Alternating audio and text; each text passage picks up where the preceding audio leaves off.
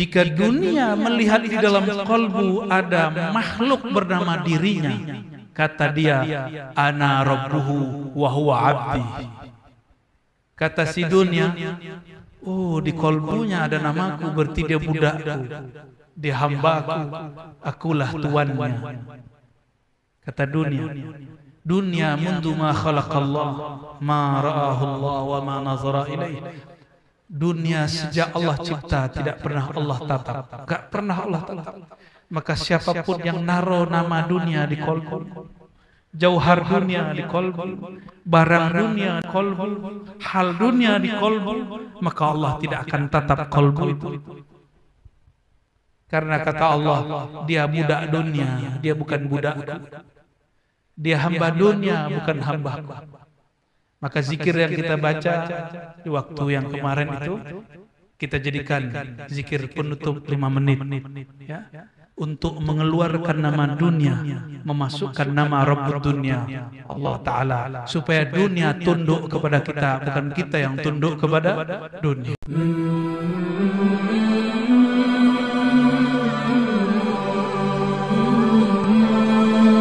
Wassalatu wassalamu ala sayyidina Muhammadin sayyidil mursalin.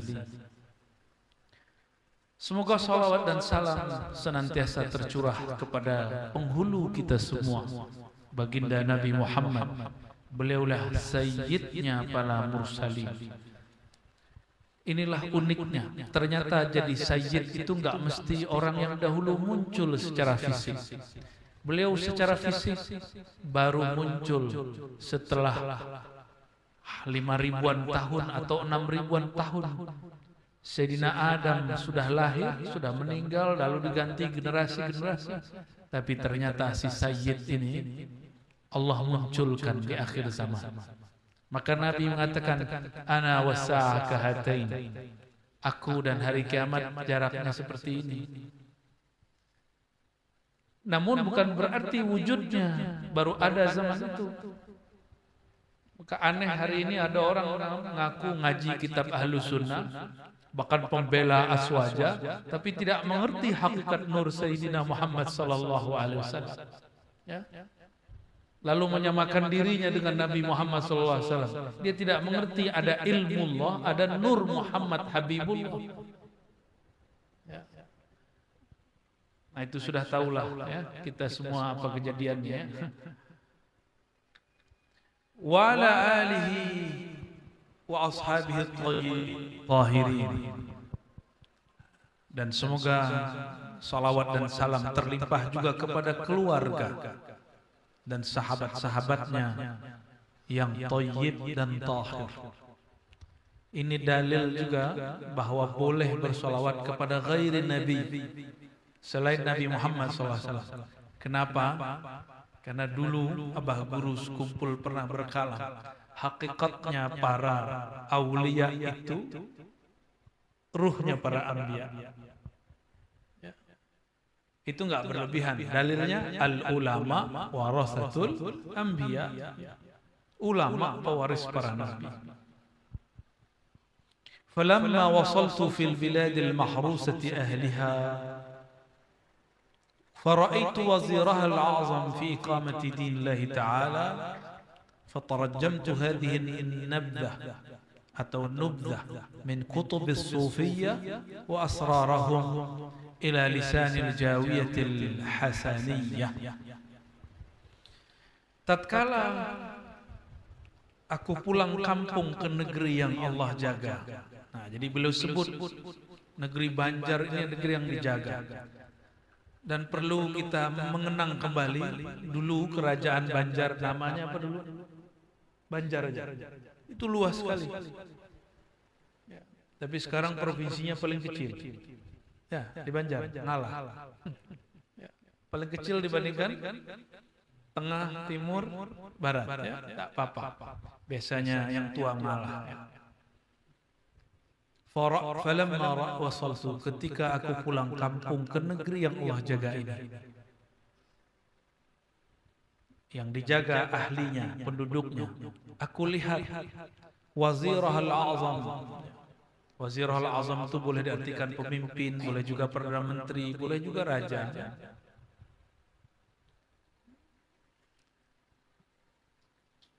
Fi iqamati dinillah, dia senantiasa berusaha untuk menegakkan agama Allah.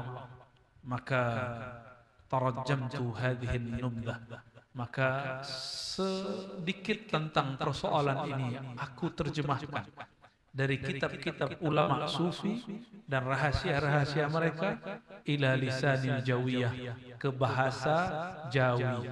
Jadi dulu Indonesia itu istilah orang-orang penjajah.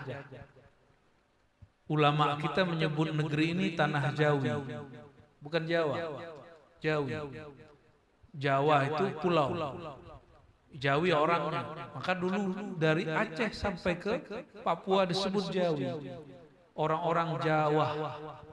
Orang-orang yang hidup di bawah angin, itu artinya. Ya, itu sebutan daripada Ibnu Battutah, atau orang-orang yang hidup di Khatulistiwa. Dalam bahasa belakangan disebut Arakhbin. Dalam bahasa Kawi atau mungkin dekat dengan Sanskerta disebut Nusantara. Nusantara. Maka yang sahih penamaan negeri ini tanah Jawi atau Nusantara, bukan Indonesia. Alhamdulillah ibu kota kita yang baru namanya IKN, Ibu Kota Negara Nusantara. N-nya hilang, sisa satu. Insya Allah. Insya Allah kejayaan negeri ini akan Allah bangkitkan kembali. Amin ya rabbal alamin. Dan kok bisa ibu kota sekarang di yang mau nih Kalimantan? Ya mungkin doa-doa beliau inilah yang beliau sebut fil bilad al-mahrusati ahliha, di negeri yang Allah jaga penduduknya. Amin ya Rabb. Jadi Jawi bahasa Melayu disebut lingua franca. Apapun sukunya dulu bisa mengerti bahasa Jawi. Tapi dengan adanya Sumpah Pemuda berganti istilahnya jadi bahasa Indonesia. Nah itu sejarah. Kita loncat ke bawah. Tapi beliau kalamkan di situ Jawiyah Hasaniyah, bahasa Jawi yang bagus. Hasaniyah di situ bukan nisbat kepada Sayyidina Al-Hasan, tapi maksudnya Hasan itu fasihah, yang jelas. Maka beliau sudah menghaluskan bahasa, karena beberapa dialek Melayu itu beragam juga. Sampai hari ini dialek lama ini masih dipertahankan di beberapa negeri di Indonesia, termasuk di Banjar, di Palembang, di Jambi, di Minangkabau, di Medan, di Riau, termasuk jiran kita, itu mereka masih mempertahankan beberapa dialek. Cuma udah campur-campur sama bahasa Inggris, campur-campur sama bahasa Indonesia. Berarti bukan Hasani, yang Hasaniyah ini masih murni, masih murni bahasa Melayu, bahasa Jawi. Bagian tengahnya fahadaituha, ya, setelah diisyaratkan guru-guru beliau. Nah, gurunya siapa? Guru beliau Syekh Muhammad ibn Abdul Karim As-Samman, begitu juga khalifahnya Syekh Samman namanya Syekh Abdurrahman, Syekh Abdurrahman kalau salah namanya, ya.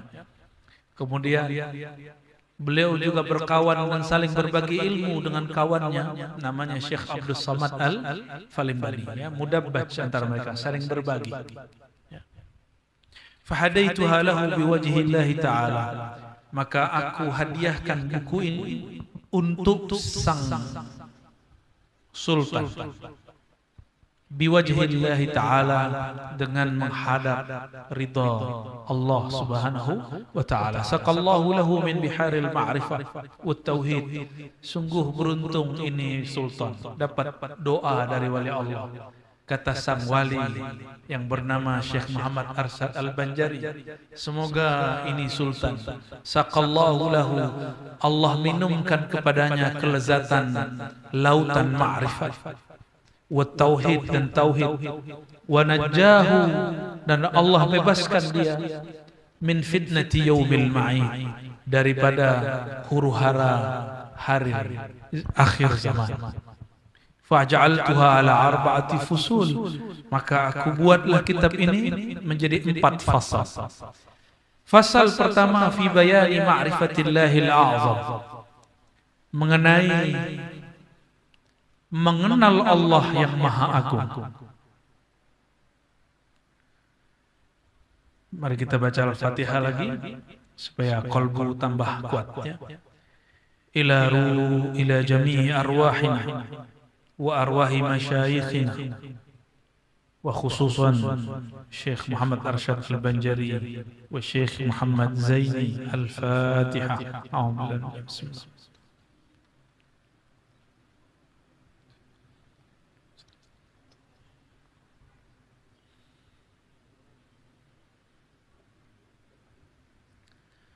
Bermula fasal yang pertama. Nanti tolong dibenerin baca Melayunya Guru Daudi ya. Bermula fasal yang pertama pada menyatakan ma'rifatullah yang amat besar. I'lam ayuhat talib, ketahuilah wahai talib, annal ma'rifata wajibatun 'alal ibad, bahwasannya ma'rifat itu wajib atas tiap-tiap seseorang hamba sekalian.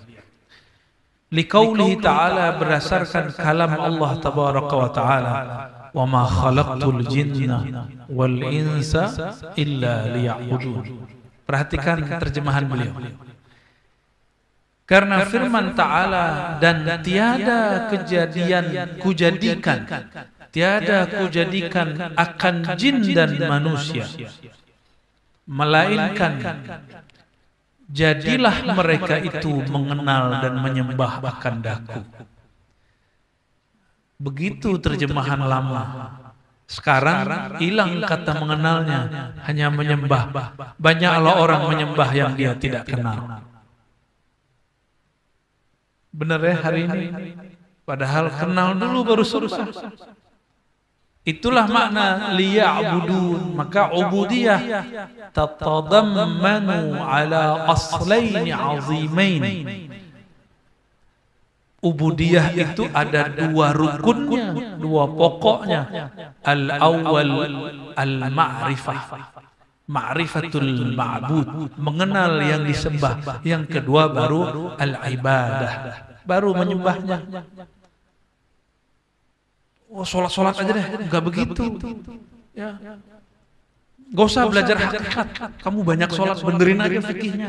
Enggak begitu. Ilmu ini enggak boleh dibentur-benturkan. Ilmu ini punya porsi masing-masing. Fikih tidak akan pernah berselisih dengan ilmu akidah. Ilmu akidah tidak akan pernah berselisih dengan ilmu ma'rifat. Enggak akan pernah. Ini ilmu saling menguatkan. Maka bagusnya ulama-ulama ini saling menguatkan. Ahli hakikat mengatakan baguskan fikihmu. Ahli fikih mengatakan sempurnakan fikih ibadahmu dengan hakikat. Begitu saja. Bukan malah mengatakan, dah, kan banyak hari ini. Kalau tidak tahu, jangan larang murid kemudian belajar. Banyak aja sholat, beneran aja syariat. Benarnya syariat itu dengan hakikat. Apabila syariat tidak kemudian disampaikan, disempurnakan dengan hakikat, maka dia kosong. Sholat tapi nggak ada makna. Sholat tapi tidak jelas siapa yang dia sholatkan. Bahkan yang sholat aja dia nggak tahu siapa lagi yang, apalagi yang dia sembah. Jadi saya berharap kepada Tuan Guru, para masyayikh yang masing-masing Allah berikan khususiyah dalam kalbunya. Mari kita saling memperkuat ilmu-ilmu ini. Ya. Al-haqqu mir rabbika fala takunanna minal mumtarin. Syahdan.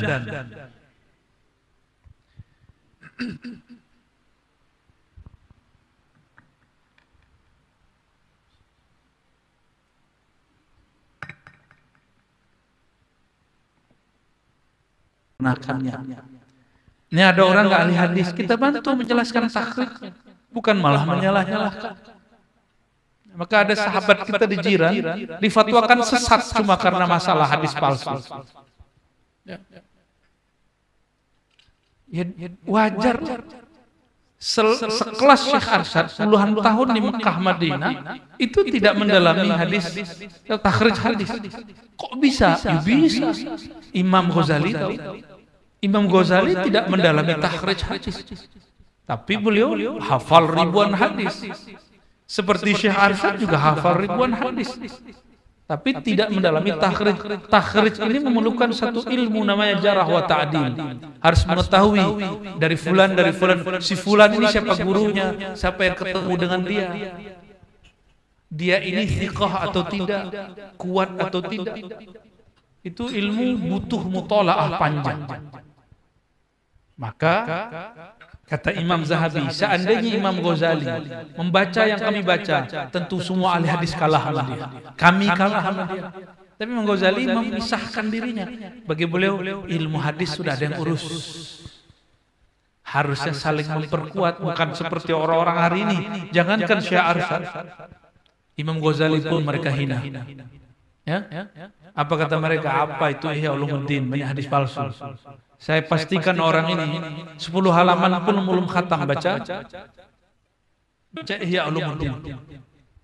10 halaman apalagi Ihya Ulumuddin 4 jilid. Kalau dia baca dan dia mengerti hadis, tidak akan tahu bahwa hadis-hadis yang dibaca Imam Ghazali 98% ada sumbernya dan kita sudah temukan. 2% yang kita belum ketemu. Paling cuma 100 hadis yang nggak ketemu.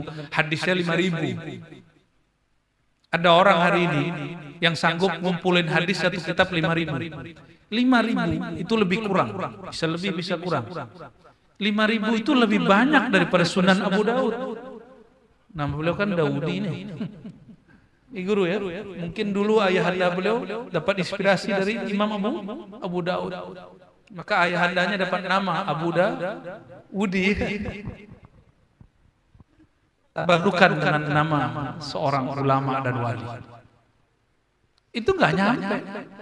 Sunan Ibnu Majah itu nggak nyampe 5.000. Sunan Abu Daud berapa ribu? Imam Ghazali dengan izin Allah mampu mengumpulkan riwayat 5.000, belum lagi kaul asar sampai belasan ribu. Kalau beliau hidup hari ini orang akan menyebutnya Al-Hafiz. Cuma hidupnya di zaman orang banyak ahli takhrij. Di zaman Syekhana Arsyad itu zaman ilmu takhrij sedang tergerus. Ilmu takhrij berpindah ke India. Kenapa di India? Dulu orang ahli hadis ini sering mengejek orang bermazhab Abu Hanifah. Maka di India orang-orang berbazhab Hanafi mengkaji hadis dari masa ke masa, muncul di sana muhaddis besar.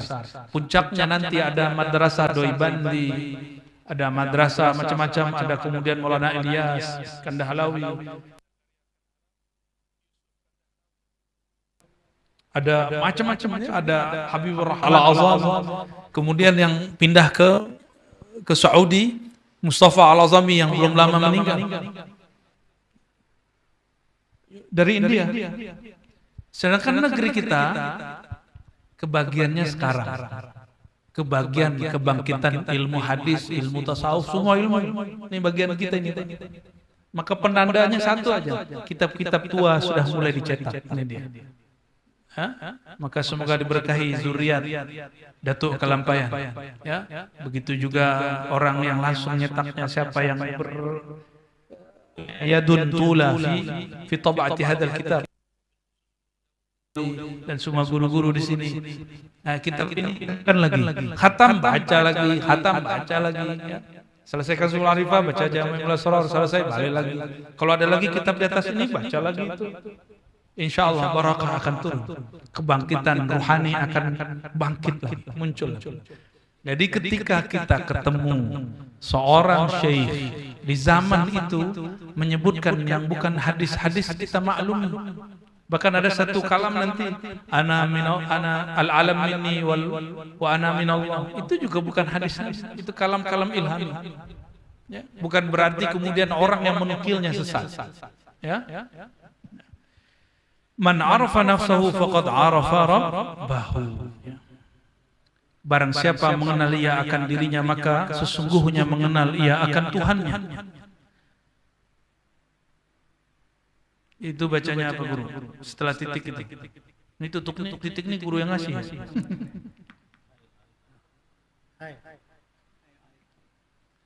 Enggak, setelahnya itu. Okay. Hai Arif, dianugerahi Allah lah kiranya akan dikau minuman yang terpercik daripada bilik tirai. Ini bahasa lama sekali ini. Di sini kamar masih disebut bilik enggak? Udah enggak? Bilik itu kamar. Balik tirai, ada lagi tirai. Atau bisa juga dibaca balik tirai. Bisa bilik, bisa balik. Lebih tepat balik tirai. Tirai jangan bayangkan tirai ini. Maksud tirai al-hijab ma yahjubu ma wara'ah atau ma yabna ma wara'ah, yang menghalangi sesuatu di belakang. Itu disebut hijab.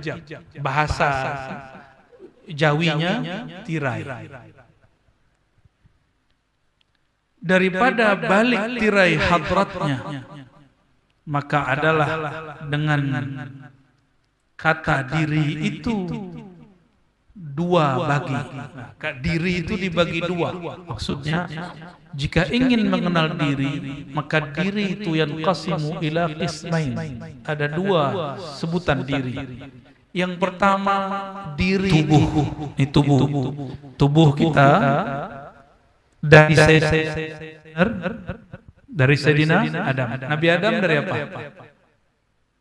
Dari tanah. Tapi dalam diri Sayyidina Adam ada unsur-unsur yang lain. Api, udara, air.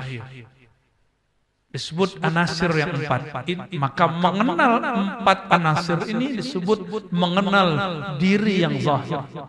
Disebut juga al-bashar al-adami atau an-nafas al-adami, yang dinamai akan dia insan basyariyah.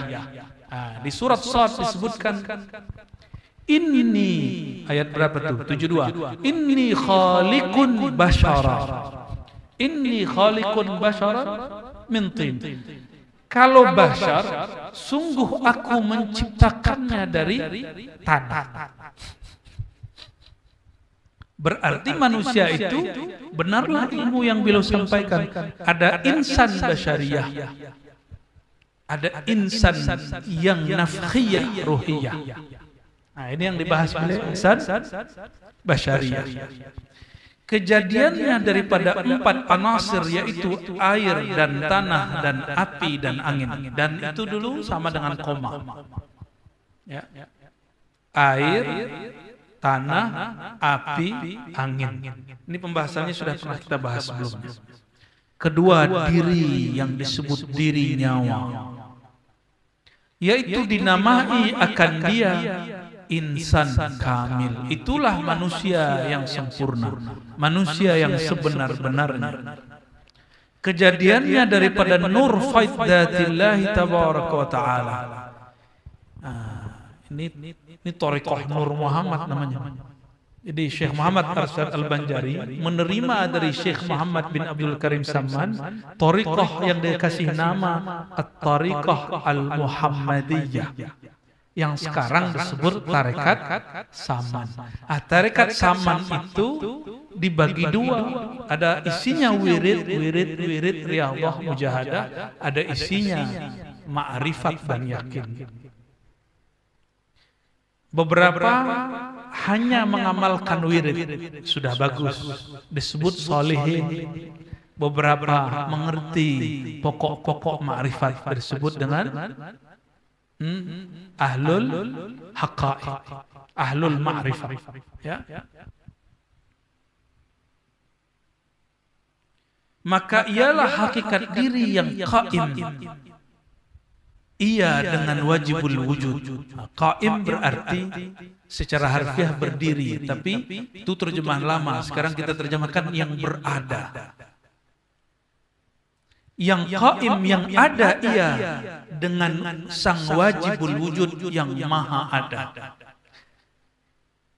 Apa maksudnya? Jadi insan kamil, nyawa yang Allah tiupkan ke dalam diri, itu bersumber dari nur cahaya faid. Faid itu limpahan. Coba lihat, ada air keran, masukkan ke dalam wajan, bejana, wadah. Jika sudah penuh, maka tumpah. Tumpahan itu bahasa Arabnya faid. Dalam bahasa Arab hari ini, banjir disebut faid atau faidunat. Air yang melimpah. Tapi ada air hujan dulu, atau dari hujan, bisa juga dari laut. Maka syaratul faid, syarat terjadinya faid itu mesti ada al-mufid, yang melimpahkannya. Itulah zat subhanahu wa ta'ala. Maka ialah hakikat diri yang qaim ia, yang ada ia dengan wajibul wujud yang maha ada. Apa beda wujud kita dengan wajibul wujud? Ini nama Allah, wajibul wujud. Ini nama sifat namanya. Wajibul wujud disebut dengan nama sifat. Wajibul wujud, dia yang ada binafsihi au bidhatihi. Itu disebut wajibul, yang dia ada dengan dirinya. Kita ada karena orang tua kita. Orang tua kita terus sampai ke Nabi Adam. Nabi Adam ada tercipta dari anasir. Anasir yang 4. Anasir yang 4 berkalamlah Allah yang punya kudrat iradat kun. Dengan tangannya dia menciptakan. Tapi tangannya jangan dibayangkan tangan ini, karena Allah bukanlah jisim. Hanya dialah yang tahu maknanya. Jadi kita ini wujud bukan binafsihi, bukan dengan diri kita, bukan ada sendiri, tapi wujud bi ghairihi, wujud karena diwujudkan. Apa hubungan wujud kita dengan wujud Allah? Ahli akidah menyebut hubungannya khalqiyah, ciptaan. Kata kuncinya kun, dicipta dari tiada menjadi ada. Di bahasa ahli akidah. Sedangkan ahli ma'rifat menggunakan istilah yang berbeda, tapi tidak bertentangan dengan mereka. Apa istilahnya? Faid. Faid itu limpahan. Silakan dilihat, ini ilustrasi. Jangan samakan Allah dengan ini. Tapi ini ilustrasi. Air, garam, air laut jadi hujan. Hujan masuk ke sumur. Sumur kemudian kita ambil airnya, kita masukkan kulkas. Lalu dia menjadi es. Mana airnya? Mana airnya? Hakikat es itu apa? Hakikat es air. Ini ibarat cocoknya untuk kita, bukan ke Allah. Jadi mana yang disebut diri Guru Daudi itu sebenarnya yang mana? Gitu. Tubuh ini atau sesuatu yang dibalik tirai? Sebenarnya dua-duanya, cuma yang hakikatnya yang dibalik tirai itu. Tanah hancur binasa, air pun hancur, api pun padam, udara pun bisa pengap dan habis. Tapi faid dari Allah, karena dia bernisbat kepada Allah, maka dia kekal. Wa ma lillahi baqiyah. Yang karena dia dinisbatkan kepada Allah, dia kekal. Dan coba lihat, Allah mengatakan setelah aku ciptakan manusia dari tanah, nafakhtu fihi min ruhi, aku tiupkan kepadanya rohku, min ruhi, dari sebagian rohku. Tolong bedakan sebagian zatku dengan sebagian rohku.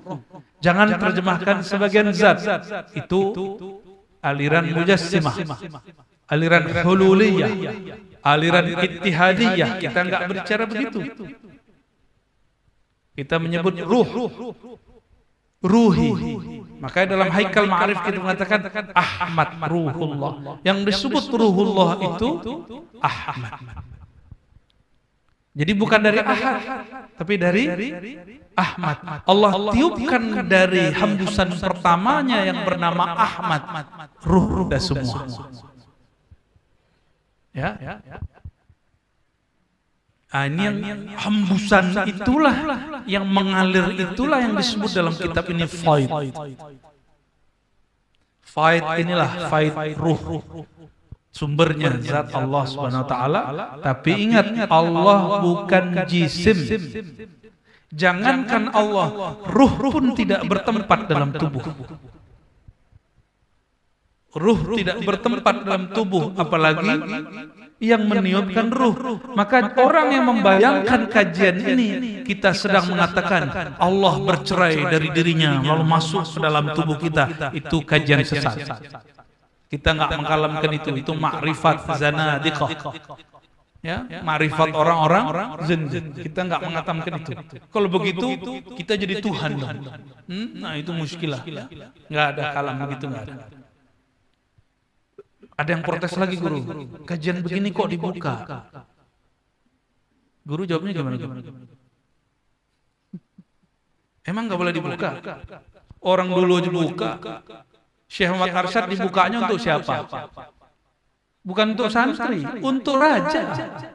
Raja itu orang-orang awam. Masa untuk santri nggak boleh? Apalagi untuk berguru. Ya, karena nggak mengerti, orang dilarang membaca. Dia nggak ngerti orang yang dilarang baca. Ya? Kalau nggak mengerti, ayo sini kita kasih pengertian. Canda guru ya, kita candain mereka.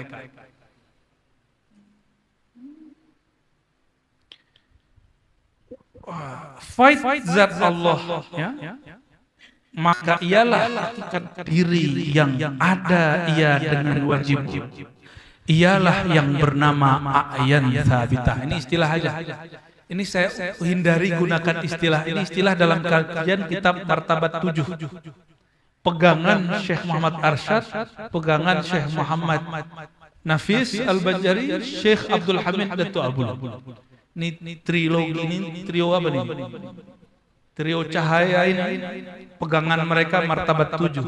Salah satu cara dulu, karena dulu yang mengkaji itu ulama-ulama, maka istilah Arab muncul. Istilah yang paling sering disebut a'yan sabitah. Ya. Saya nggak usah pakai penjelasan panjang-panjang, langsung aja. Ya. Nanti silakan dilihat di kajian Martabat 7, sudah ada beberapa kali saya buat di Sumatera. Diputar-putar aja videonya. Ya, barangkali masih ada, kecuali di band nama YouTube. Dan suratul Rahman. Nah, ahli hadis mentok, ahli hadis bingung, ahli akidah pun kemudian mentakwil. Karena ketemu satu hadis di Sahih Muslim, hadis yang muskil secara lafaz. Kata Nabi, jangan pukul wajah saudaramu. Ya? Fa'innahu, sesungguhnya fa'innallaha khalaqa Adam ala suratir Rahman, karena Allah Ta'ala menciptakan manusia Adam ala suratir Rahman, sesuai dengan surah Rahman. Kan bingung ya? Apakah Allah punya surah? Surah, apa arti surah? Gambar, bentuk. Kita sepakati di awal, Allah fisik atau bukan fisik? Allah benda atau bukan benda? Kalau disebut yadun, tangan, bukan tangan ini Bukan juga tangan yang dibayangkan oleh pikiran. Gede, coba bayangkan ada tangan sebesar gunung. Sudah? Bukan juga itu. Tangan sebesar matahari. Enggak juga itu. Itu berarti namanya tangan maknawi. Ada orang mujassim zahir. Mujassim secara zahir. Dia bayangkan tangan seperti ini. Ada yang mujassim akli maknawi. Dia tidak membayangkan fisik, tapi yang non fisik, tapi mirip dengan fisik. Itu yang dikritik oleh para ulama arif billah dari dulu. Ya. Maka para ulama ahlu sunnah sufi tidak membuang-buang waktu dalam mentakwil.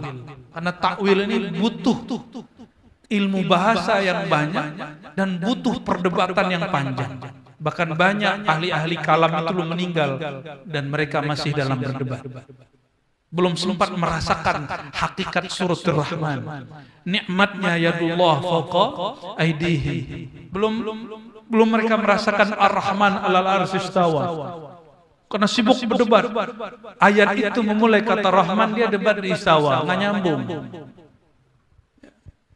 Enggak nyambung. Banyak orang-orang enggak nyambung tapi ngakunya hari ini membela Ahlus Sunnah, membela agama. Ya. Akhirnya membuang-buang umur. Masyarakat awam nggak perlu debat masalah itu, dia debatkan itu untuk orang awam. Yang diperlukan orang awam itu liya'buduni, mengenal akan aku. Malah mereka yang menentang ilmu ini. Mereka yang akan menentang ilmu ini nanti.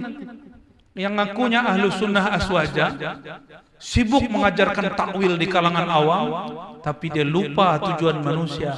Liya'buduni, mengenal Allah. Zatul buhti. Jadi a'zan sabitah, diri yang sebenar diri disebut juga suratul Rahman. Disebut juga suratul Haq, disebut juga suratul Ilah, disebut juga suratullah. Seperti sabda Nabi SAW. Maka baca kitab ini, kacamatanya diganti, jangan kacamata ilmu kalam. Kacamata ilmu kalam berdasarkan al-burhan al-aqliyah. Syekh Muhammad Abdul Ibnu Khaldun, apa kata beliau?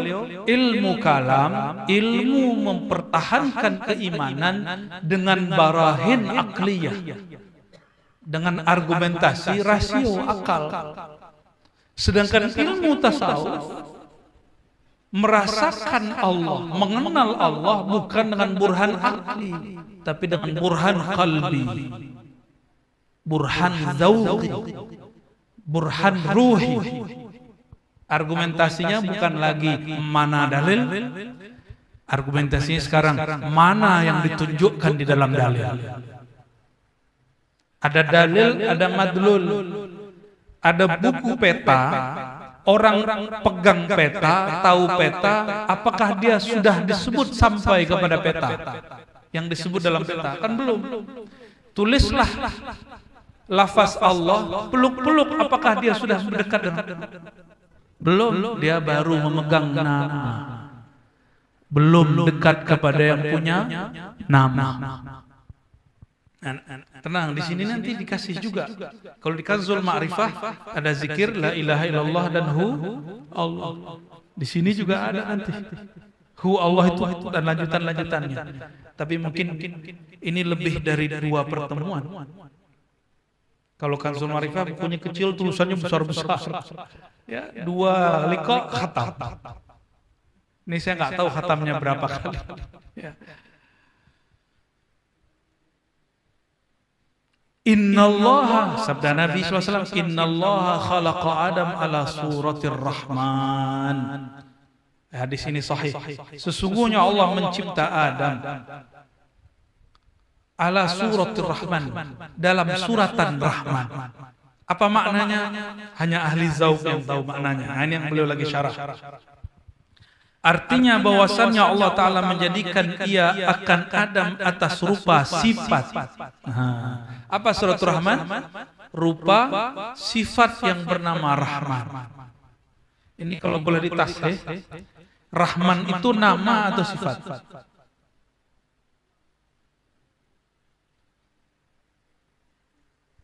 Rahman, nama atau sifat?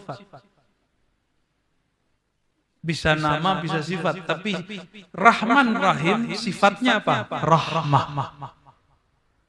Sifatnya maka Rahman Rahim itu boleh disebut sifat, boleh disebut mausuf, nama yang disifati. Jadi nanti jangan ambigu, tapi jangan salah faham. Rupa sifat, nah, jangan dibayangkan sifat bertubuh, itu ajaran menyimpang. Jangan dibayangkan sifat bertubuh, bukan begitu. Ini lagi berbicara hakikat nyawa.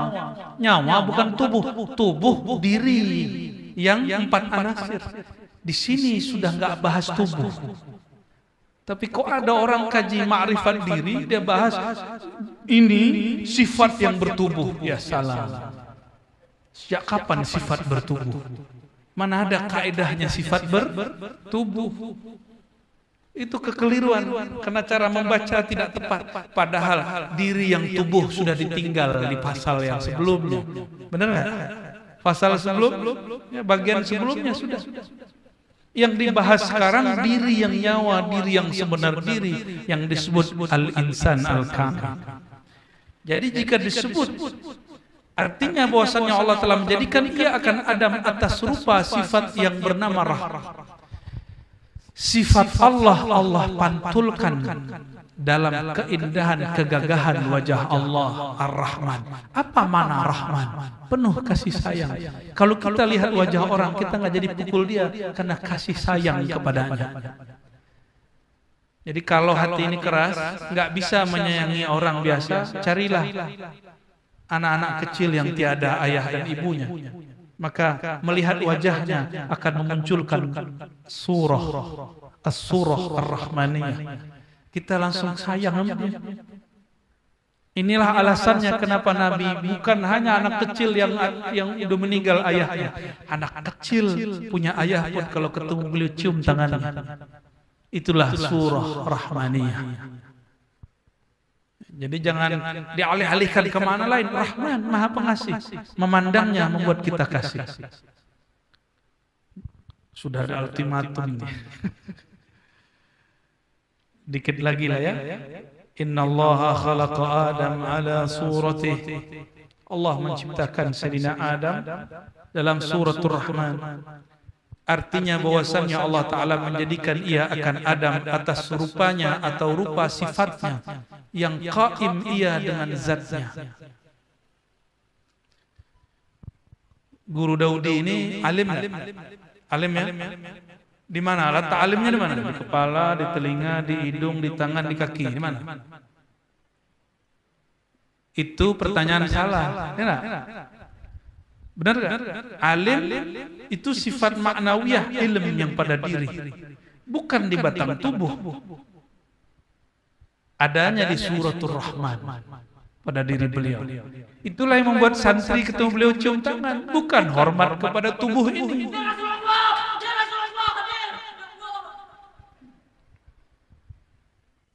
Allahumma salli ala Sayyidina Muhammad.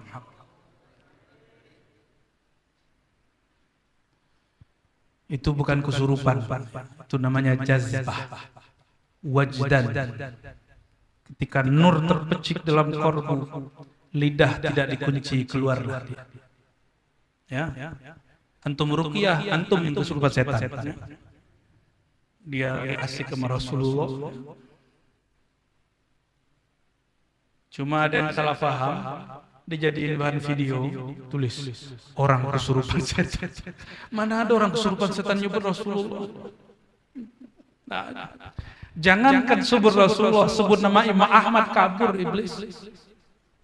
Di zaman Mbah Guru Muhammad Zain, sebut nama beliau, ada foto, itu orang kesurupan berhenti.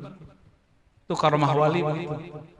Itu kisah terjadi setiap masa. Dulu Imam Ahmad cuma pakai sendal. Sendal itu bagian paling hina di tubuh kita. Ada orang kesurupan anaknya, cuma dikasih sendal. Ana masyghul, saya sedang khidmat kepada ibunda. Nih, saya coba pukulin dikit kepada orang kesurupan, sembuh. Gimana kalau Imam Ahmad yang datang? Baik. Jadi kalau ada ilmu dalam diri manusia, itu bukan di otaknya, bukan di telinganya, bukan di tangannya, bukan di tubuhnya, tapi di nyawanya. Disitulah Allah memancarkan sifat-sifatnya. Ya. Maka bicarakan oleh hai talib hak akan perkataan ini, mudah-mudahan dianugerahi akan dikau oleh Allah Ta'ala akan ma'rifatun nafs. Amin. Niscaya engkau peroleh ma'rifatul Rabb, mengenal kepada Allah. Jadi dalamilah ma'rifat kepada suratul Rahman ini, suratul Haq ini, maka engkau akan mengenal ma'rifatul Rabb. Karena bahwasannya adalah alam ajsam ini bayang-bayang alam arwah, dan alam arwah itu bayang-bayang a'yan sabitah, dan a'yan sabitah itu bayang-bayang martabat asma Allah Ta'ala yang bernama Wahidiyah, dan martabat Wahidiyah itu bayang-bayang martabat sifat Allah yang bernama Wahdah, dan martabat wahdah itu bayang-bayang martabat zatullah tabaraka ta'ala, zatul buhti yang bernama ahadiyah. Maka adalah pada hakikatnya insan itulah bayang-bayang, bukan zat, tapi bayang-bayang martabat zat. Tahapan ini bukanlah berarti waktu, zaman, marhalah. Ini cuma ibarat untuk memudahkan faham. Allah tidak berlaku waktu dan zaman padanya, karena dialah yang sebenarnya hakikat ad-dahr. Ya. Nah, ini namanya martabat 7. Insya Allah di pertemuan kapanlah saya nggak tahu, kita akan kupas kembali martabat 7, lalu masuk lagi ke kitab ini. Insya Allah nanti kita kirim file kitab At-Tuhfah Al-Mursalah. Harus ngerti kitab itu baru masuk lagi ke kitab ini. Karena ini sudah jawami'ul asrar. Beliau himpun dari kitab-kitab yang bermacam. Kalau tidak dibaca kitab itu, khawatir salah memahami kitab ini. Insyaallah fil mustaqbal insyaallah sanaqra wa natabarrak bi athar imamil a'immah, imamil arifin Syekh Puri Fadlullah Muhammad Fadlullah Burhanpuri al-musamma at-tuhfah al-mursalah ila ruhin nabiyina Muhammad sallallahu alaihi wasallam nabiyur rahmah. Ya, insyaallah. Jadi kesimpulan sederhananya, alam ajsam itu bukan hanya tubuh fisik, tapi benda-benda semuanya. Ini disebut alam ajsam. Jisim itu kalau terkecilnya disebut dengan jauhar. Jauhar ini punya sifat disebut arad. Kumpulan dari lebih dari satu jauhar. Jauhar itu zat, boleh juga diartikan zat. 2 zat, 3 zat. Nah, tubuh kita ini miliaran zat, miliaran sel. Maka di situ tergabung banyak jauhar dan banyak a'rad. Banyak a'rad. A'rad ini boleh disebut sifat. Jika berkaitan dengan makhluk, a'rad berkaitan dengan Allah disebut sifat. Jadi diri ini ada dua wajahnya. Ada wajah yang berhadap kepada jisim, ada wajah yang berhadap ke alam arwah. Jika dia terhalang daripada memandang kepada alam arwah, inilah asbab dia menjadi ahlud dunia. Tapi jika dibuka matanya, wajahnya kepada alam arwah, inilah awal dari kezuhudan. Dunia ikut dia. Saya sering sampaikan ini bagian terakhir yang mau saya sampaikan sebelum kita sementara. Dunia makhluk, benar? Makhluk. Kita makhluk. Kita makhluk, dunia makhluk. Jika dunia melihat di dalam kalbu ada makhluk bernama dirinya, kata dia, ana rabbuhu wa huwa abdi. Kata si dunia, oh di kalbunya ada namaku, berarti dia budakku, dia hambaku, akulah tuannya. Kata dunia.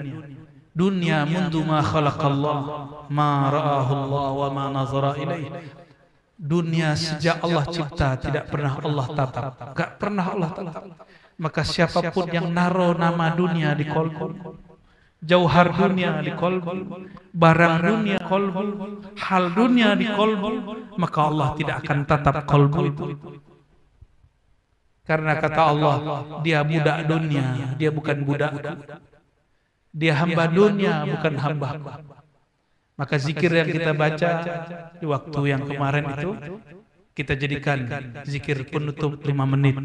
Ya, untuk mengeluarkan nama dunia, memasukkan nama Rabbud dunia, Allah Ta'ala, supaya dunia tunduk kepada kita, bukan kita yang tunduk kepada dunia.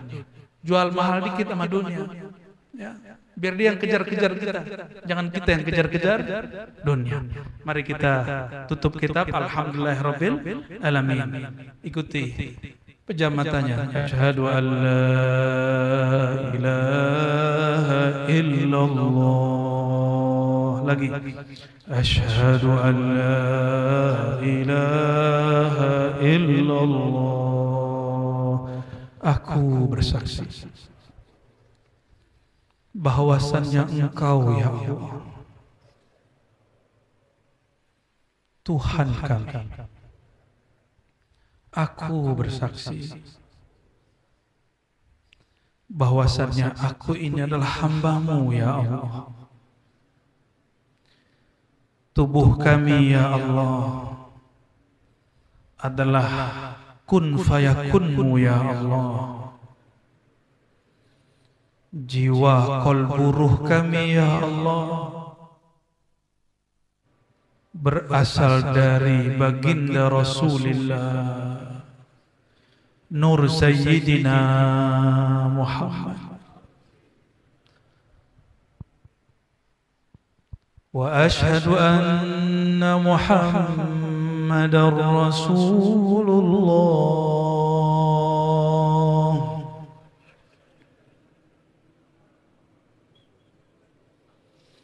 Wahai baginda Rasulullah, Engkaulah ayahanda ruh kami. Nurmulah asal muasal diri kami.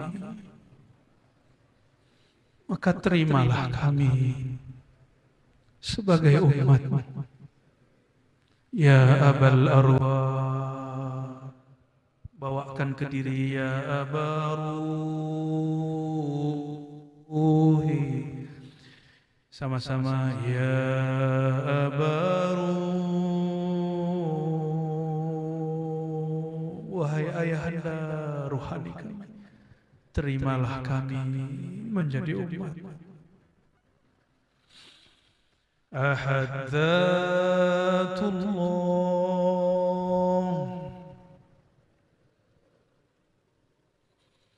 Ahad Dzatullah,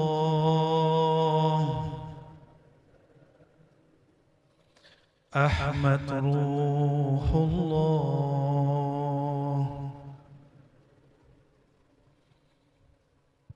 Muhammad Nurullah,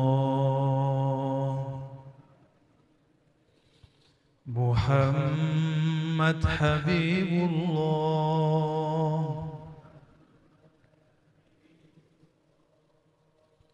Al-Mahdi Khalifatullah.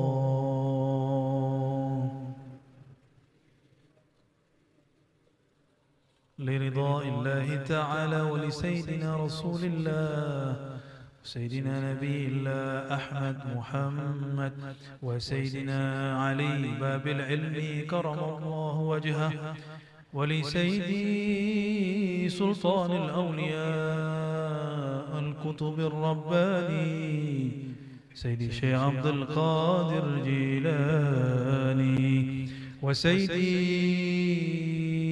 أبي الحسن الشاذلي وسيدي محمد بهاء الدين شاه نقشبندي وعبد الله الشطاري وسيدي أحمد بن إدريس الدين. Dalil mengambil baiat itu ada. Itu ternyata di Quran ada. Dulu Semua mursyid kalau ngambil talqin, zikir, dan bayat itu bacakan ayat ini. Surat Al-Fat ayat 10. A'udzubillahi minasyaitonirrajim. Innal ladzina yubayyi'unaka. Sesungguhnya orang-orang yang mengambil sumpah setia kepada engkau wahai Muhammad. Karena Nabi Muhammad sudah wafat, pewarisnya sampai ke mursyid yang ada. Innama yubayyi'unallah. Mereka sebenarnya sedang mengambil sumpah setia kepada Allah. Jadi mursyid ini harus tahu jalan kepada Allah. Sehingga tangan dia terkoneksi dengan yadullah. Kita nggak usah terjemahin yadullah. Apa arti yadullah? Tangan Allah. Terantum bayangin lagi tangan. Bukan, kita serahkan maknanya kepada Allah. Yadullah fawqa aydihim. Yadnya Allah di atas tangan mereka. Ya, terus sampai akhir ayat. Ya. Ini dalil bahwa bayat itu ada di Quran. Ada di hadis. Nah, dalam hadis Nabi SAW, Nabi SAW kadang membayat perorangan. Kadang membayat jamaah. Ada yang menarik, Nabi itu sebelum hijrah, itu sudah bayat Khadijah, bayat Ali, bayat Abu Bakar. Itu sudah dibayat semua tuh. Berarti perorangan. Lalu dalam perkembangan ada bayat yang dilakukan di rumah Baitul Arqam. Berarti ada macam-macam bayat. Ada periodik. Setelah itu berkembang, datang utusan dari Madinah 12 orang. Itu bayat Aqabah pertama. Karena tempat bayatnya di Aqabah.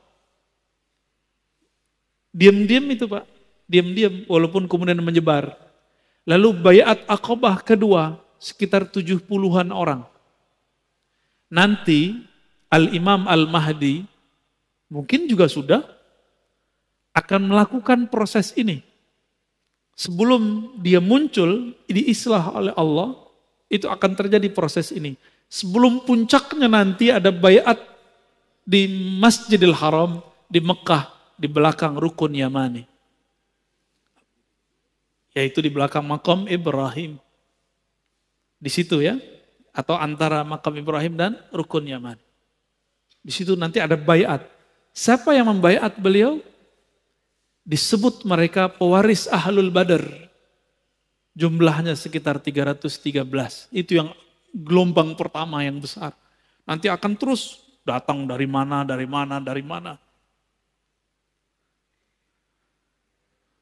Begitu Pak. Jadi jangan terburu-buru dulu. Ya. Orang-orang kan gak sabaran. Udah gak sabaran. Ada berita dikit, oh kayaknya nih Panji Hitam nih. Belum, ntar dulu. Masih ada space. Covid-nya belum beres kok. Ya enggak? Baik.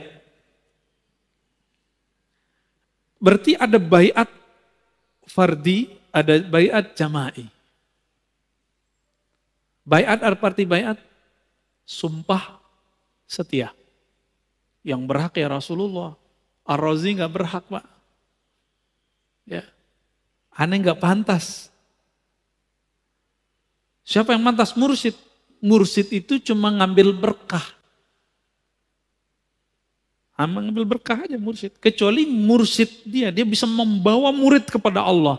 Silakan antum ngambil bayat orang. Ini mursyid aja masih was-was. Sholat aja belum khusyuk, hati aja masih banyak dengkinya. Masih banyak ghaflahnya, ngambil bayat orang. Terus mau dibawa kemana tuh murid? Maka saya mengajak diri saya sendiri dan antum, mungkin di luar sana yang praktisi tarekat, ya ukur-ukurlah diri, hasibu anfusakum qabla an tuhasabu. Ukur dulu dirimu, pantas enggak? Ya. Enggak pantas Pak kita, saya menganggap diri saya enggak pantas. Kalau antum merasa pantas silakan. Ya. Oh saya sudah punya ijazah 10, enggak. Ya.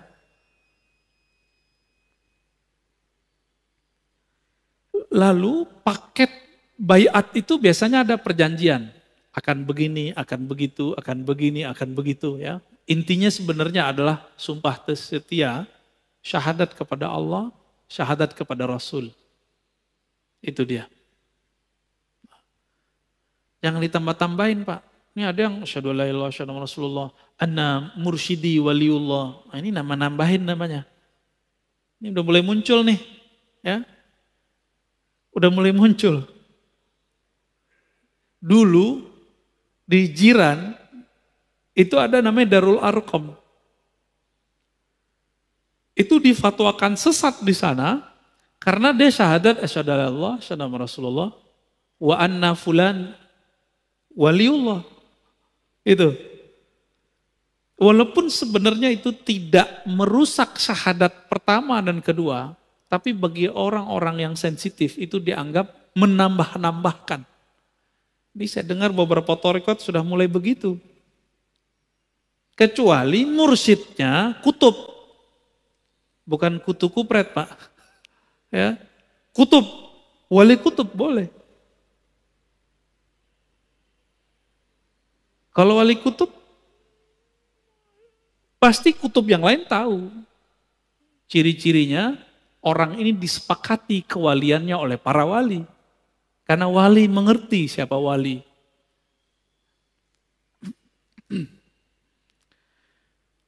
Apalagi paket dari baiat. Nah, ada setelah itu, namanya talqin. Apa arti talqin? Bimbingan zikir.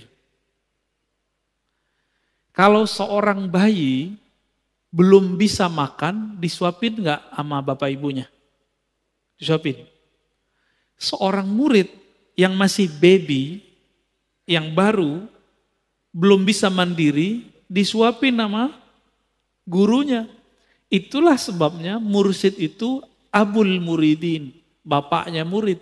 Maka mursyid itu boleh dipanggil ayahanda, boleh dipanggil abi abati, walidi. Seperti di Jawa itu romo kiai, ya gitu ya. Kalau di Sumatera itu biasanya manggilnya ayah, abah. Di Sunda manggil abah ya, abah anom, itu kan ada kan, abah sepuh. Itu panggilan akrab sebenarnya. Kalau dalam bahasa Inggris ya, father. Ya, itu kan artinya sama.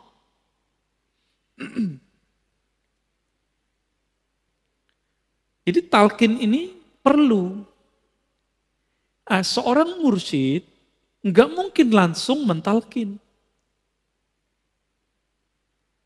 Dia lihat dulu istiadat ruhiyah si murid. Kesiapan murid. Ada murid yang bisa langsung dikasih talqin, ada yang tidak. Kenapa? Talqin itu ibarat kita nanam biji atau nanam padi. Ini orang kota semua ya, pada nggak ngerti kali ya. Kalau saya dulu pernah nanam padi sawah. Itu sebelum sawahnya ditanamin, bekas panen sebelumnya, tanahnya keras nggak?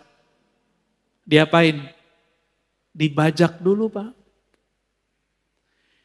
Membajak sawah sebelum ditanami itu namanya prakondisi talqin. Itulah fungsi tazkiyatun nafs. Jadi tazkiyatun nafs itu paketnya sebelum talqin, saat talqin, setelah talqin. Seorang murid, kolbu dia itu seperti sawah, gersang. Harus dicangkul dulu, dibajak, sampai lembut. Kalau sudah lembut, diairin. Sudah diairin, lalu benihnya ditanamin atau tancepin. Itulah talqin. Jadi apa arti talqin? Menancapkan biji kalimah tauhid ke dalam kolbu murid. Itulah yang dimaksud dalam surat Ibrahim. Syajaratun thayyibah, kalimatun thayyibah. Ya, bahwa kalimat yang indah itu, kalimat yang bergizi ini la ilaha illallah, itu ditanam dalam kolbu murid. Dia seperti pohon. Makanya orang-orang ahli kasyaf, Itu kalau antum baca la ilaha illallahnya ikhlas, itu ada pohon tumbuh, terlihat sama dia. Jika di dalamnya ikhlas, itu pohon langsung berbuah. Bukan di sini berbuahnya, di surga. Beberapa ahli kasyaf dulu melihat, tapi mereka bingung, dikira hadis, padahal bukan hadis. Dari kalimah itu muncullah Allah ciptakan malaikat bersayap. Terbang dia. Ada juga yang melihat begitu, dikira hadis Nabi. Bukan, itu bukan hadis Nabi. Itu kasyaf, visualisasi yang terlihat oleh orang yang kolbunya sensitif. Ya, kalau nggak punya ilmunya jadi halu. Hati-hati Pak ya. Jadi perlu nggak talqin zikir? Kalau bagi saya talqin zikir wajib. Karena Nabi mentalkin para sahabat. Coba kita lihat riwayatnya. Pertama riwayat Imam Ahmad, Tabarani, dan Bazzar. 3 riwayat. Ini disahihkan oleh Imam Al-Haythami. Dari Shaddad ya, bin Aus dan Ubadah bin Samit. Apa kata beliau? Kunna inda Rasulillah sallallahu alaihi wasallam. Dulu kami pernah bermajlis bersama Nabi sallallahu alaihi wasallam. Lalu Nabi bertanya, hal fikum gharib? Ada orang asing enggak? Ya, ini ahlul kitab. Kata rawi ahli kitab. Tapi kalau saya menjelaskan enggak mesti ahlul kitab, tapi orang-orang awam. Atau orang-orang musyrikin. Lalu kami menjawab, la ya Rasulullah. Tidak wahai Rasulullah sallallahu alaihi wasallam. Lalu apa kata beliau? Kata Aus, kami diperintahkan menutup pintu. Kalau sekarang matiin lampu, gitu ya. Biasanya kalau orang mau talqin tuh, itu dibuat kondisi sesenyap mungkin, senyaman mungkin. Jangan sampai lagi zikir nanti ada yang ngetuk-ketuk, buka pintu gitu. Maka dikunci pintu, bighalqil bab. Nabi memerintahkan untuk agar pintu dikunci. Faqal, lalu Nabi mengatakan, irfa'u aydiyakum, angkat tangan kalian. Angkat Pak, itu modalnya. Lalu Nabi mengatakan, qulu la ilaha illallah. Bacalah la ilaha illallah. Nah, itu ada tekniknya. Tekniknya disembunyikan oleh periwayat hadis, periwayat ilmu zikir, yang nanti antum cuma dapatkan sama mursyid tariqat. Itu tekniknya gimana? Supaya kalimah ini bisa menggoncang isi kolbu. Iza zukirallah wajilat qulubuhum. Disebut nama Allah, kolbu bergetar. Nah itu ada tekniknya Pak. Farafa'na aydiyana, lalu kami mengangkat tangan kami dan baca la ilaha illallah. Selesai, apa kata Nabi? Alhamdulillah. Segala puji milik Allah. Allahumma innaka ba'astani bihadhil kalimah wa amartani biha wa wa'adtani 'alaiha al-jannah wa innaka la tukhliful mi'ad. Ya Rabb, Engkau telah mengutusku dengan kalimat la ilaha illallah dan memerintahkanku untuk menyebarkan kepada umatku, dan Engkau mau janjikan siapa yang membacanya pasti masuk surga. Sesungguhnya Engkau tidak tukhliful mi'ad, melanggar janjimu. Maka semua yang hadir itu dijamin masuk surga sudah. Orang yang hadir saat itu dijamin masuk surga. Ini salah satu metode. Metode apa namanya? Metode talqin. Ada metode yang kedua. Banyak orang berbicara tasawuf, gengsi, lalu menggantinya dengan salah satu babnya saja dengan istilah tazkiyatun nafs. Padahal tazkiyatun nafs itu baru permulaan dari tasawuf. Saya sudah sering menceritakan bahwa di beberapa masjid dan komunitas dulu, ya, itu sekitar 5 tahun lalu, sebelum kita koar-koar kayak sekarang, itu pengurus kalau ngundang saya selalu bilang, Ustadz jangan sebut-sebut tasawuf, sebut saja tazkiyatun nafs. Saya balikin, yang Ustadz saya apa kamu? Kalau kamu mau begitu, kamu aja yang ngajar. Dah, saya pulang. Oh enggak Ustadz, bukan begitu. Udah. Kalau yang berbicara tasawuf bukan orang yang menjalaninya, bukan orang yang mengilmuinya, nggak apa-apa ente larang. Gitu. Jadi kadang-kadang kita ini takut terhadap kebenaran, lalu ketakutan itu kita share ke orang. Gak usah khawatir, semua keilmuan itu ada yang lurus, ada yang menyimpang. Dalam bab fikih ada orang fanatis, orang taklid. Ada lawan dari taklid, orang yang menyerang mazhab, anti mazhab. Itu penyimpangan juga. Dalam bab akidah juga sama. Dalam bab tasawuf juga ada yang menyimpang. Bukan karena ada yang menyimpang lalu kita buang semua, nggak begitu caranya. Orang berilmu bisa memfilternya. Orang yang berguru bisa mengambil mana yang sebenarnya. Insya Allah. Alhamdulillah kita dari dulu punya masyaikh, punya guru yang membimbing kita untuk ini. Jadi antum gak usah khawatir. Ya. Kita masuk ke bab mujahadatun nafs. Apa arti mujahadah?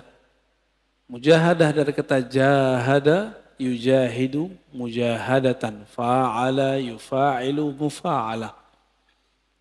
Artinya apa? Bazlul juhd fi mukhalafatin nafs.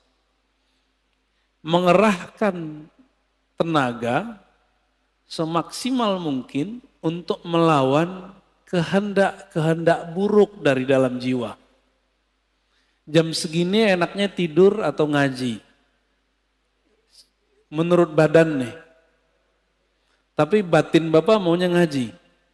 Maka yang duduk sekarang itu bukanlah nafs yang ammarah. Tapi nafs yang sudah mulai masuk ke gerbang mutmainnah. Baru gerbang Pak, jangan senang dulu. Ya. An-nafs ini jiwa kita sebagaimana sudah masyhur disebutkan dalam Al-Qur'an, ada yang disebut innan nafsa, sesungguhnya jiwa, ada yang apa? Ammarah, bukan amarah. Ammarah. Ammarah bahasa Arab artinya yukthirul amra. Banyak nyuruh-nyuruh kepada apa? Bisu, dengan yang buruk-buruk. Jam 3 enaknya tahajud atau molor. Molor ya. Itu normal. Normal itu. Tapi mujahadatun nafs itu melawan sisi normal manusiawi. Menjadi di atas itu. Yang gak pernah tidur, yang gak pernah capek itu siapa? Malaikat. Malaikat itu gak pernah tidur. Maka di saat seseorang melawan rasa ngantuknya, dia sedang menghidupkan sisi malaikat dalam dirinya. Karena dalam diri kita ada karakter nuriyah, karakter malaikat. Kalau mau makan, antum mau makan nih. Normalnya orang kalau pagi-pagi jam 7, jam 8 lapar enggak? Terus antum shaim puasa.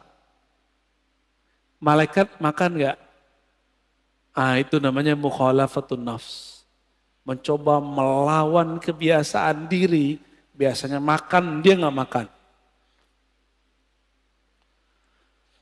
Jiwa itu level pertama namanya ammarah bisu. An-nafs al-ammarah bisu. Jiwa yang selalu mengajak kepada yang negatif. Enggak saya, enggak antum, sama. Mau ustadz, mau kiai, hatta wali. Apalagi cuma wali murid ya. Hatta wali Allah itu ada an-nafsnya. Al-ammarah bisu dalam dirinya. Bedanya dia bisa meredamnya. Jadi jangan dikira para wali itu selamat juga dari an-nafs. Al-ammarah dia ada dalam dirinya, namun Allah mengizinkan untuk meredamnya. Ciri-ciri an-nafs al-ammarah, ide-idenya untuk berbuat yang rendahan itu lebih banyak daripada yang tinggi, yang bernilai. Keinginannya untuk berbuat yang buruk lebih banyak daripada keinginannya melakukan kebaikan. Nah itu ammarah bisu. Bahkan ammarah bisu ini lawan dari nafsul mutmainnah. Dia menjadi agen-agen maksiat. Kalau ada dia, maksiat tambah seru. Itu ammarah bisu. Sebenarnya itu diri kita sendiri ya. Jadi jangan dilihatkan ke orang, itu kita sendiri. Kalau dia agak baik dikit, dia menjadi an-nafs al-lawwamah. Jiwa yang lawwamah. Apa arti lawwamah? Lama yalumu lauman. Mencela. Lawwamah yang banyak mencela dirinya. Menyalahkan dirinya. Coba, antum abis maksiat, nyesel gak? Abis nyesel, nyalahin diri gak? Atau nyalahin orang? Sama. Nyalahin diri, nyalahin orang berarti an-nafs al-lawwamah. Ada penyesalan, lalu mengalamatkan penyesalan itu ke orang lain. Ini gara-gara dia nih, gitu ya. Atau ke diri sendiri. Kalau sudah bisa menyalahkan diri sendiri, berarti sudah lolos dari nafsul ammarah, masuk ke nafsul lawwamah. Dari nafsul lawwamah sudah di ujungnya. Karena sudah bisa memandang bahwa diri kita lah yang bermasalah. Ciri-ciri nafsul lawwamahnya belum bisa disembuhkan. Kalau maksiat, kalau salah, selalu menyalahkan orang. Ini karena handphone nih. Ini karena musik nih. Musik yang disalahin. Kan baru muncul kemarin, ada artis mau hijrah, mau tobat. Yang disalahin gitarnya yang disalahin. Dia yang maksiat, yang disalahin musiknya. Musik itu awal pembuka maksiat. Masya Allah. Saya nggak bela-bela musik juga. Karena saya nggak bisa main musik. Tapi kalau dia menyalahkan musik, berarti dia belum menyalahkan dirinya sendiri. Yang disalahkan diri kita sendiri. Anda mau tanya sama antum, lebih berbahaya musik atau smartphone? Penyebab maksiat. Lebih banyak maksiat yang ada di smartphone yang antum pegang itu atau musik? Cuma karena musik, banyak lawan jenis yang suka sama dia, lalu dia tergoda, yang dia salahkan musiknya. Ada kok orang main musik gak tergoda, malah gak laku-laku juga ada. Jadi gagal karena belajar tazkiyatun nafsnya tidak benar. Belajar tazkiyatun nafsnya ala hawa nafsu yang baru. Jadi belajar tasawufnya tidak dengan cara ulama ahli tasawuf. Tapi dengan cara ulama yang mengharamkan tasawuf. Akhirnya begitu jadinya. Ya, terjadilah yang antum tonton beberapa bulan ini.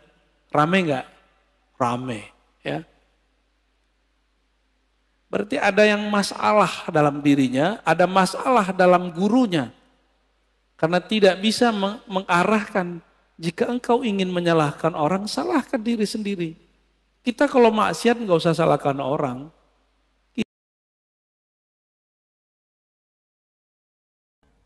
Nanti ulama akan berbeda pendapat. Nanti lain lagi di hadis. Salah satu istilah-istilah itu nanti akan jadi perdebatan. Salah satunya yang pernah saya jelaskan di masjid ini, dan masjid ini tidak ada tanggung jawab terhadap yang saya jelaskan. Ya, mungkin teman-teman ada yang bertanya dari kemarin mengenai hadis akhir zaman, min asyratis sa'ah, di antara ciri-ciri kiamat, ay yaksural jahal, banyak kejahilan, zahir kefasikan, banyak kemudian hal-hal tidak senonoh, wa yaqillur rijal wa taksurun nisa. Perempuan sedikit, laki-laki banyak. Lalu saya di sini menyampaikan dan saya katakan masjid ini tidak bertanggung jawab dengan pandangan saya. Jadi kalau ada yang nanti mengatakan, oh masjid RMJ tidak ada kaitan dengan itu. Itu mutlak adalah tanggung jawab saya. Jika salah, saya minta ampun kepada Allah. Jika benar, nanti kita lihat saja nanti ke depan. Kan Imam Mahdinya belum ada, belum muncul. Ya, apa kata Nabi? Ini bahasa Arabnya, li khamsina. Ini kurang, geriginya kurang satu. Apa ya? Imra'ah al-qayyimul wahid. Ini istilah ini bisa diperdebatkan. Barangkali saya keliru di sini bisa jadi. Benar bisa juga. Nah, nanti di mana saya kelirunya, nanti saya sendiri juga baru sadar kemarin. Ya, sebenarnya sudah sadarnya lama, dikritik orang, tapi saya kemudian yang mengkritik orang paling dekat saya sendiri. Kok kamu memahaminya begitu? Li khamsina, terhadap 50 perempuan, imra'atan, al-qayyimu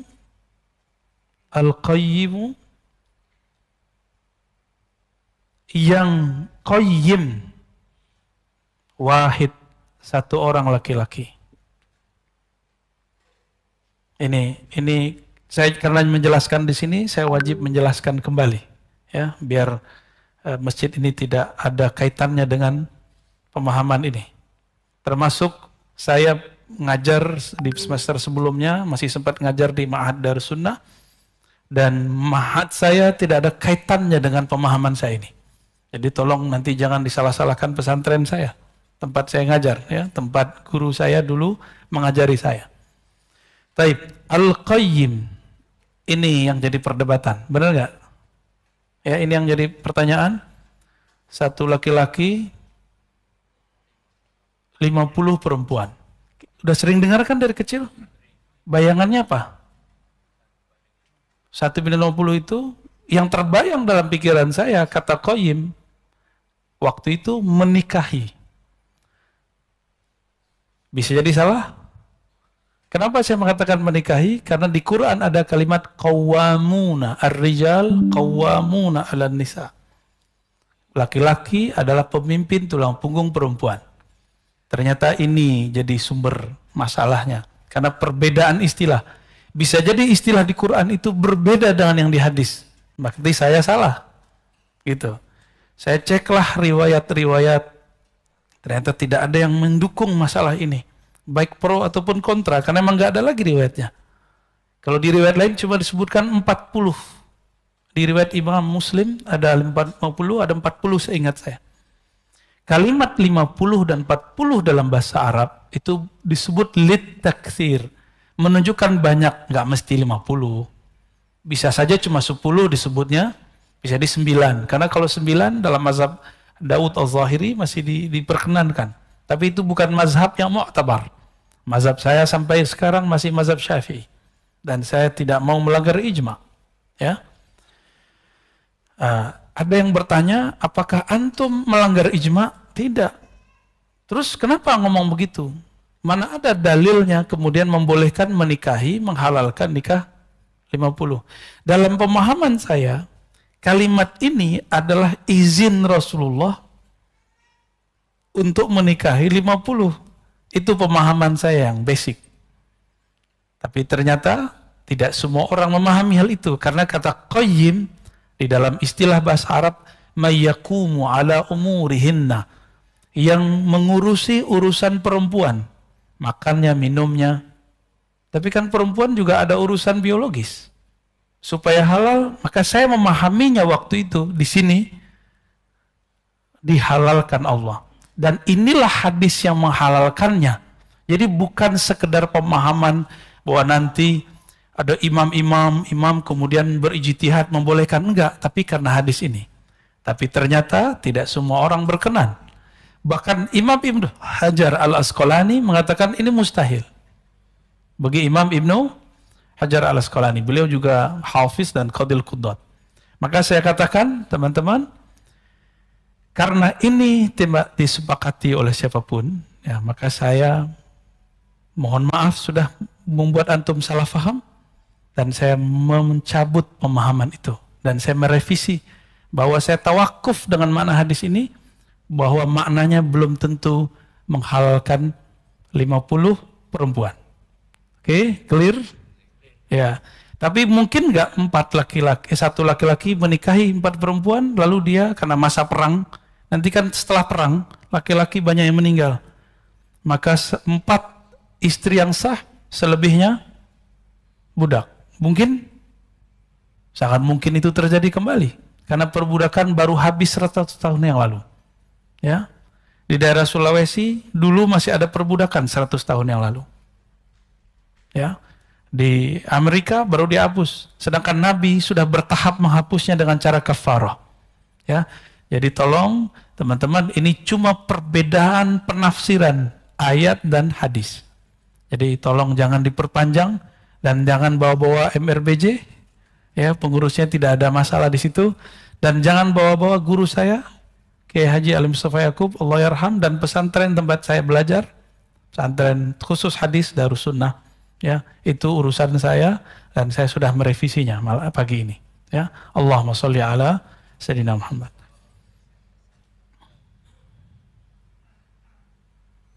Dan dulu di masa-masa terdahulu, pernahkah ada Nabi menikah lebih dari 4, dari 9, 10? Hatta Nabi sendiri 11 istri. Nabi Daud disebutkan di Quran 100 istri, 99 tambah 100. Berarti di syariat terdahulu pernah ada.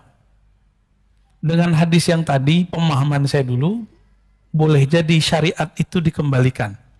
Namun tidak semua ulama kita membahas itu dan memang tidak berkenan. Ya.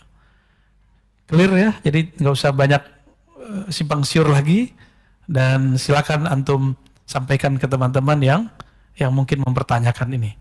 Ini persoalan memahami teks. Siapa tahu satu lafaz di Quran berbeda makna dengan lafaz di hadis. Apalagi zaman ini. Apalagi zaman ini. Jarak kita dengan baginda Rasul Shallallahu Alaihi Wasallam sudah 1443 tambah berapa tuh? Tambah beliau di Madinah, tambah beliau di Mekah. Baik. Kapan kehinaan akan muncul? Ketika ketamaan bersemi di dalam diri. Ya, ala bidri tama'in. Jika ini disemaikan ketamaan. Enggak dibersihkan, justru malah disemaikan. Nah, ini yang kemudian jadi catatan Imam Ibnu Athaillah As-Sakandari, jangan pernah sama sekali merawat ketamaan. Sifat tamak jangan dirawat, itu maksudnya. Tamak itu sifat dari hewan ternak. Makanya hewan ternak itu hina. Tapi sehina-hinanya hewan ternak seperti babi. Babi tidak pernah mengingkari takdirnya ketika dia tidur di kotorannya sendiri. Pernah nggak babi mengingkari takdirnya? Tidur di kotorannya sendiri. Bahkan nggak ada makanan, dia makan kotorannya sendiri. Itu babi pernah protes nggak? Jadi kita ini untuk masalah takdir kalah sama babi. Itu perkataan Imam Sya'rani. Anjing, kata Imam Sya'rani, anjing itu galak tapi tidak tamak. Kata beliau, guruku salah satunya adalah si guguk alias anjing. Maksudnya apa? Saya bingung. Karena dalam pikiran alam bawah sadar orang Indonesia khususnya, anjing itu najis karena mazhab Syafi'i. Tapi ternyata di mazhab Maliki tidak. Di mazhab Maliki anjing tidak najis. Kata Imam Sya'rani, lihatlah apabila anjing makan. Itu dia kalau sudah kenyang, walaupun dagingnya masih banyak, daging yang dia santap masih banyak, dia tinggalkan. Dia nggak bawa tabungan buat besok gitu. Bekal buat besok. Ada nggak anjing begitu? Maka segalak-galaknya anjing tidak tamak. Kita sudahlah galak, emosional, rakus, tamak lagi. Nauzubillah min dzalik. Semoga Allah menyembuhkan ketamaan di dalam diri kita semua. Amin ya rabbal alamin.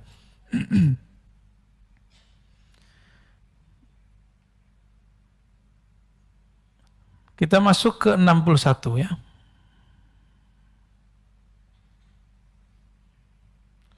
Ma qadaka syai'un mislul wahmi. Ma qadaka syai'un mislul wahmi. Tidak adalah yang mengikatmu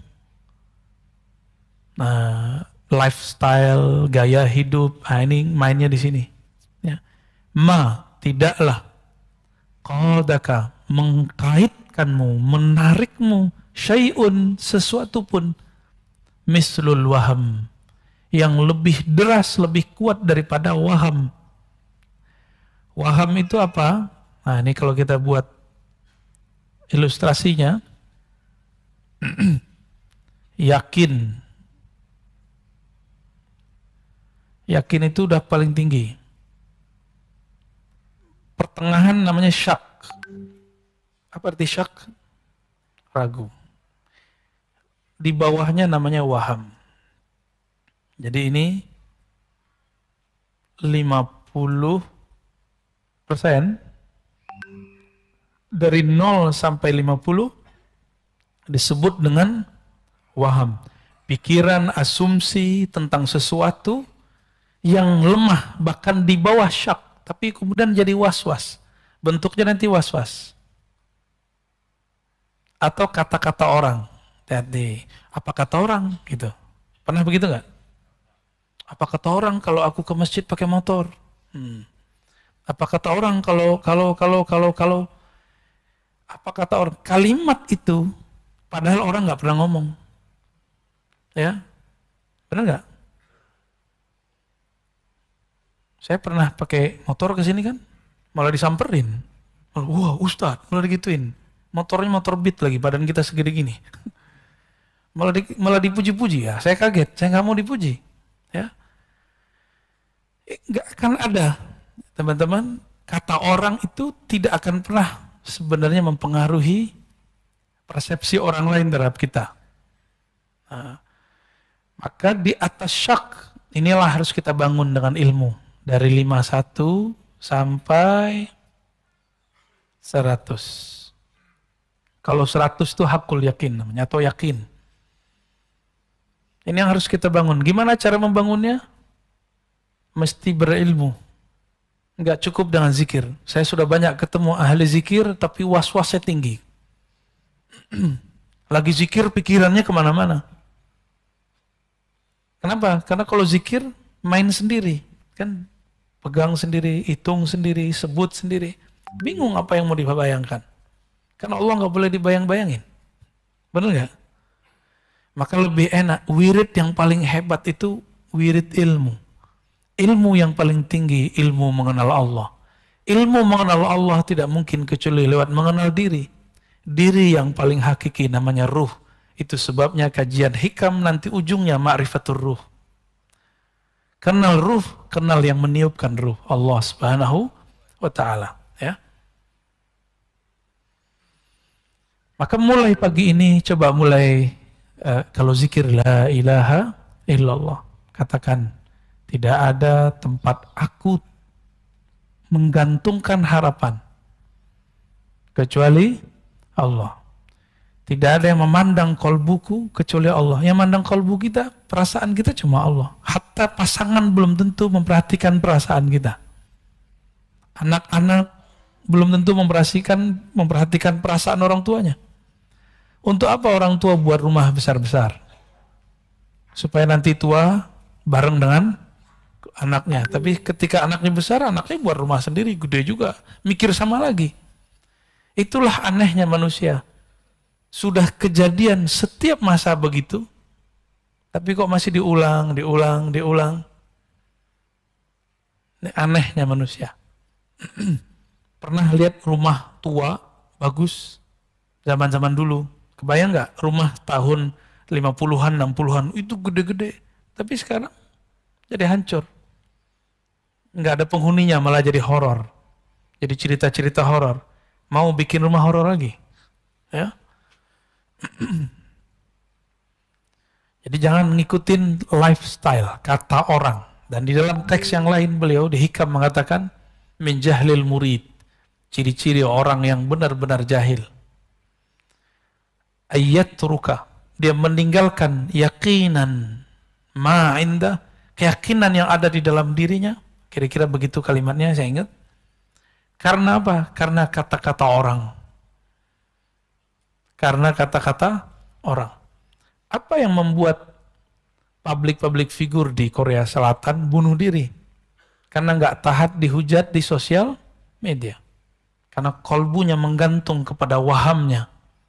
Nah, waham ini hanya bisa dihancurkan dengan kalimat La ilaha illallah dan Allah. Allah itu diulang terus di kolbu. Maka perlu talqin zikir di situ. Carilah mursyid-mursyid ya, yang bisa mentalkinkan zikir. Semoga Allah membersihkan kolbu kita dari waham. Ya. Dan saya dari dulu mengatakan cari di luar. Karena saya tidak terima baiat. Meskipun sesekali saya terima talqin. Cuma itu tergantung mood. Mood itu kalau bahasa tasawufnya hal. Ya, kondisi rohani. Kalau kondisi rohaninya oke, kita kasih. Ini Pak Bambang berapa lama nunggu? Ada setahun. Nggak saya kasih. Tahu-tahu lagi nggak ada mengapa-ngapain, kita talqin. Dan dia merasakan nikmatnya. Ya. Antum sholat. Yang bisa merusak sholat itu waham. Waham itu yang nanti melahirkan khayal. Khayalan ini yang mengganggu pikiran dalam sholat. Sholat, tapi kepikiran, motor dikunci apa enggak? Mobil dikunci apa enggak? Itu dari waham.